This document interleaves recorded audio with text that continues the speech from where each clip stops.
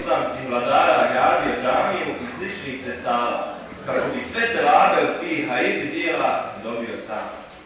Međutim, u tom gradu živjela je jedna siromašna starica, koja je povremeno, da bi preživjela, odlazila na jedan most i prosila.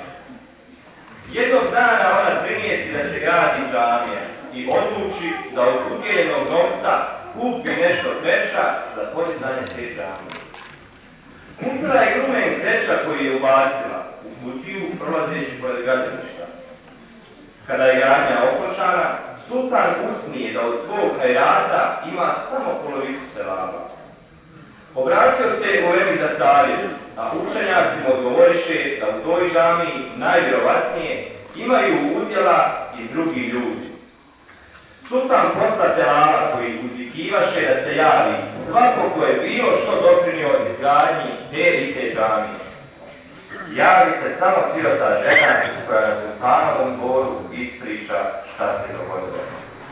Sultan joj nudi za njezin grumen kreča istu količinu zlata, ali starica to odbija riječima. Poštovani sultane, nema bogatstva za koje bih ja okrnila svoj hajrat. Zar ti ne znaš da Allah nagrađuje prema nijetu i uloženom trudu? Ja sam dala koliko sam imala, a i ti si. Zato nas je Allah nagradio isto.